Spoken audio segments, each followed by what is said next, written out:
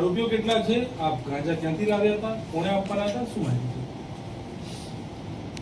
મહેરબાન police commissioner Shri Ahmedabad શહેર તથા joint police commissioner Shri crime તથા ડીસીપી શ્રી એસઓજી ક્રાઇમની સૂચનાથી એસઓજીની અલગ અલગ ટીમો બનાવી શહેર વિસ્તારમાં પેટ્રોલિંગમાં હતી. એ દરમિયાન પીઆઈ એબી ભટ્ટ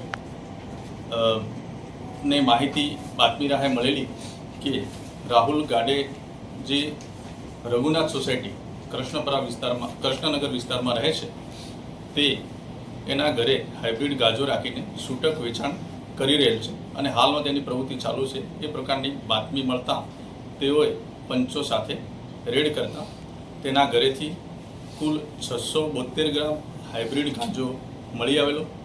આ ગાંજાની સાથે સાથે જીપર બેગ, 3 ડિજિટલ નાના કાંટાઓ અને મોબાઈલ, તેની સાથે કુલ 20,98,500ની રોકડ મળી આવેલ હતી.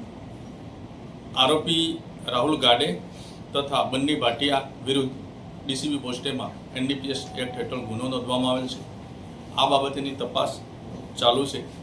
રોકડ નાણાં આ ગાંજાના વેચાણના હતા કે કેમ તે બાબતે આરોપીની પૂછપરછ ચાલુ છે.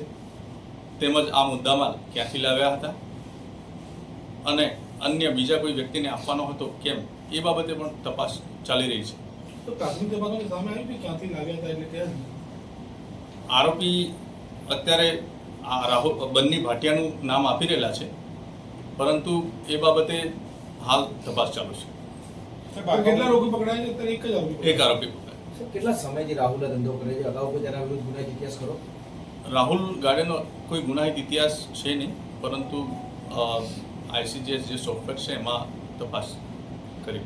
એનું શું કહેવું છે? કેટલા સમયથી આ હાઇબ્રિડ ગાંજાના ધંધામાં સપ્લાયમાં જોડાયેલા? બંને ક્યાંનો છે? મૂળ જે આરોપી જો અન્ય જે બંને પાટિયા એ ક્યાંનો છે? એ અમદાવાદનો જ છે અને છેલ્લા મહિનાથી આ પ્રવૃત્તિ કરી રહેલા એવું હાલ પ્રાથમિક ધ્યાન પર આવેલું છે. આરોપી સાહેબ એજ્યુકેશનલ બેકગ્રાઉન્ડ શું છે? કેટલો ભણેલો છે અને બીજું કોઈ કામ કરે છે કે આ જ કામ કરે? બીજી તો કોઈ પ્રવૃત્તિ કરતા નથી હાલ એવું છે, પણ છતાં હજી તપાસ કરીશું.